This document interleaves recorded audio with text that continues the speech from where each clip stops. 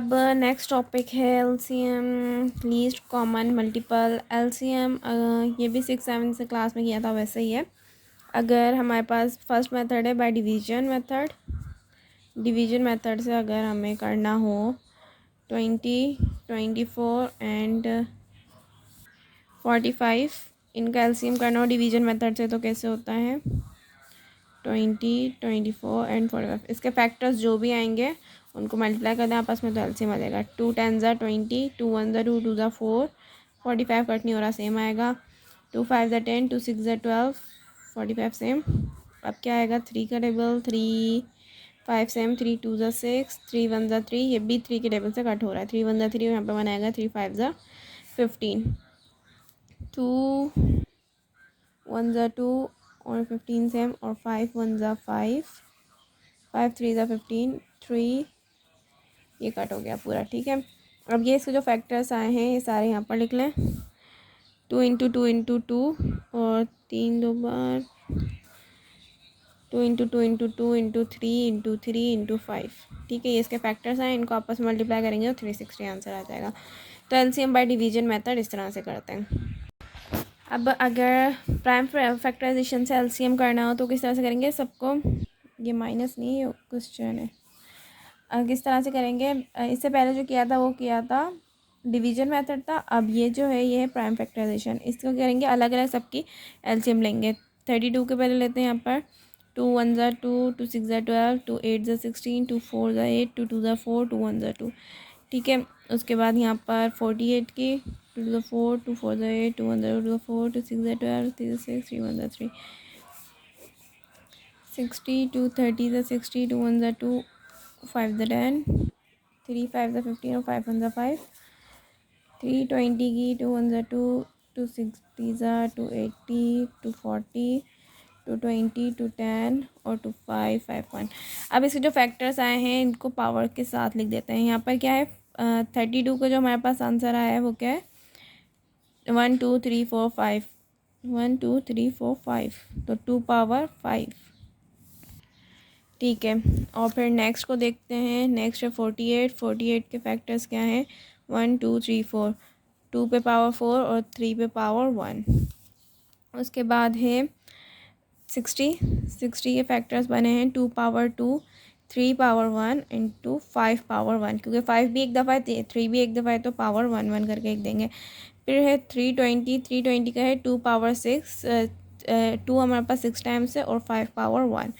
ठीक है, अब यहाँ पे क्या है 32 के पास हमारे 32 के पास 3 और 5 नहीं है, मतलब इसके फैक्टर्स 3 और 5 नहीं है, तो यहाँ पे हम ऐसे मेंशन कर सकते हैं 3 इंटू 0, 5 इंटू 0, क्योंकि 3 पावर 0 1 के इक्वल होता है, 5 पावर 0 1 के इक्वल होता है, तो 1 से इसको मल्टीप्लाई करेंगे तो यही वापस आ जाएगा। तो हम इसको इस तरह से भी लिख देते हैं।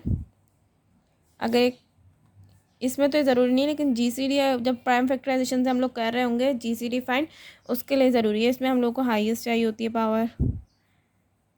तो यहाँ पर क्या है 3 इंटू पावर 1 तो है, लेकिन 5 नहीं है यहाँ पर, तो 5 पावर 0 हम करके लिख सकते हैं। मतलब जो नंबर नहीं है उसकी पावर 0 करके लिख दें। यहाँ पर 2 3 5 दो तीनों है, यहाँ पर 2 5 और 3 नहीं है तो 3 पावर 0। वैसे इसको सीक्वेंस लिखना होता है, मतलब पहले 2 लिखना होता है, फिर 3 फिर 5, 2 3 5, तो यहाँ पर 2 3 5, यहाँ पर भी 2 इंटू 3, 3 पावर 0 आएगा, फिर आएगा 5 इंटू 1। खैर, फिर इसमें हाईएस्ट पावर देखनी होती है। हाईएस्ट पावर जो है वो बस ले लें।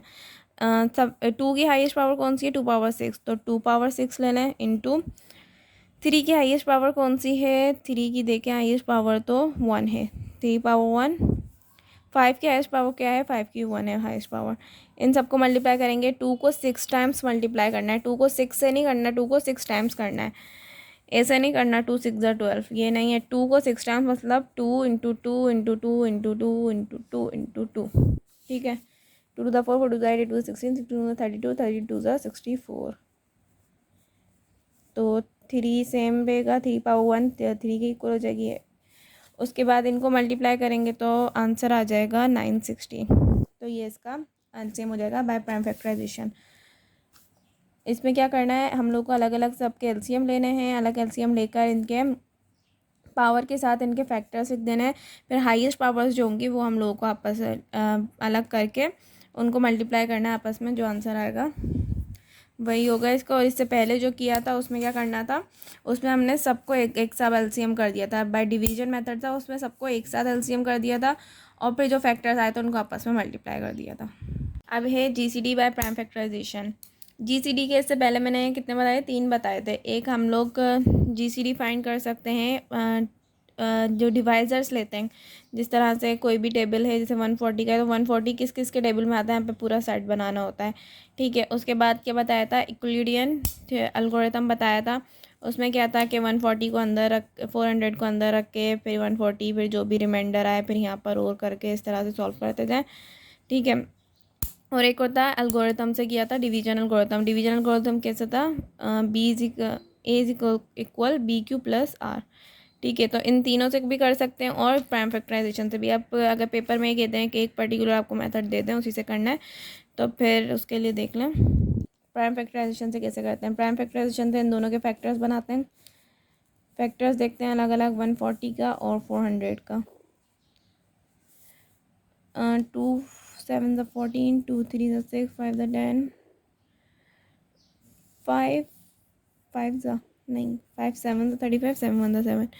तो 140 के फैक्टर्स जो आए हैं वो है 2 power 2 into 5 power 1 into 7 power 1, 2 2 10 2 5 2 4 5 9 3 3 3 1। 400 के जो आए हैं वो हैं 2 power 1 2 3 4, 2 power 4 into 5 power 1 into 3 power 2।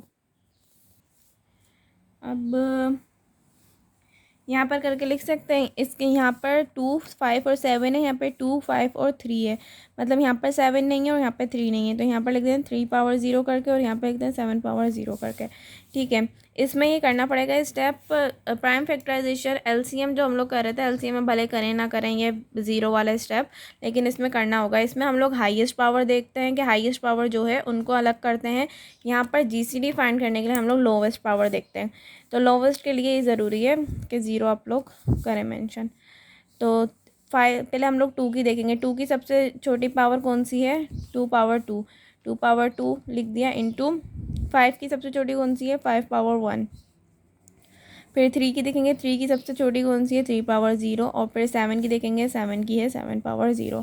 अब इनको आपस में मल्टीप्लाई कर देंगे, 2 2 ज़ा 4 इंटू 5 और ये दोनों 1 ही हो जाएंगे, 5 4 ज़ा 20। तो इसका फिर आंसर आ जाएगा 20। ठीक है, बस ये याद रखना है कि इसमें हम लोग देखते हैं हाईएस्ट पावर, इसमें लोवेस्ट पावर देखते हैं और इसमें हाईएस्ट पावर देखते हैं, बाकी बिल्कुल सेम मेथड है।